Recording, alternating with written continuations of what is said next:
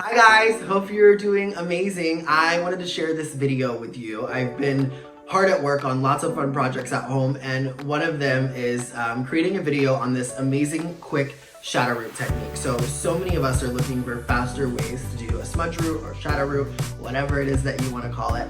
I actually learned this technique from the amazing Lisa Walker, or Lisa Loves Balayage, and one of my favorite things about being an educator is all of the amazing things that we get to learn from other artists and then go on and pass on to others. So I hope that if you guys learn something from this technique, that you pass it on in your classes and share the amazing technique.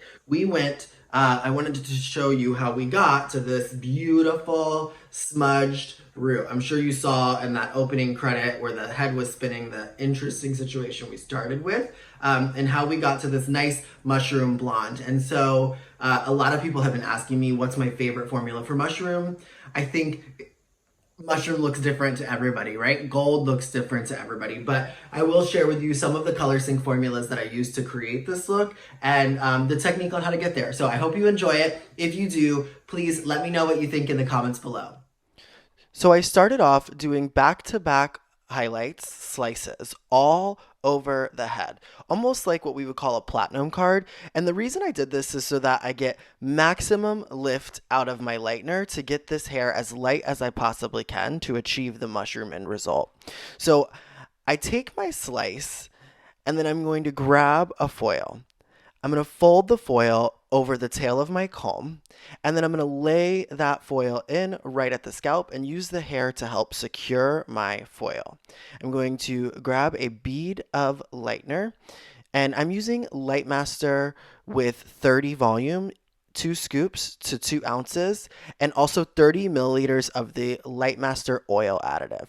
So I start applying just away from the scalp and then using almost an X pattern, work my way through the hair. And then I'm going to wrap those ends up and make sure that that hair is very, very saturated. And then as my brush is almost dry, I'm just going to apply and feather up towards the scalp so that I can get this light all the way up. This is going to help us having that bright hair for the shadow root and avoiding any of those warm spots in between. Also, disregard my haircut. We all need one right now. This is what happens when you're working from home and can't go see your hairdresser. So I'm going to keep that going, taking another slice. I'm going to grab another foil over the back of my comb and then start away from the scalp, work my way through, fold, feather at the scalp, fold my foil. So there you have it. This is the end result. Kind of scary. I'm not really sure I like this gold. So what I did is I first took Color Sync from Matrix 8P and 8V equal parts with 10 volume. And I applied this all over slightly damp hair. So from scalp to ends, again, it's Color Sync 8P and 8V with 10 volume developer equal parts, and I'm applying it using a bottle all over from scalp to ends, using my glove to make sure that I get maximum saturation. I started in the back of the head. I've now moved to the front, just working that color sync through. And then I'm going to take, this is actually a Wow comb. They're amazing for combing through color. And I'm going to use that comb just to make sure that I have this hair completely saturated with the color sync. So step one for this end result is to get the color sync all over from scalp to ends. And then we'll go back in right on top of this and do our shadow root technique. So what I'm going to do now is I'm going to work starting in the nape with a color sync 4A equal parts with 10 volume. And I chose a deep shade just because I wanted to be sure that I had enough depth for this melt. I'm going to work in vertical sections, applying on both sides at the scalp and come out about 1.5 inches.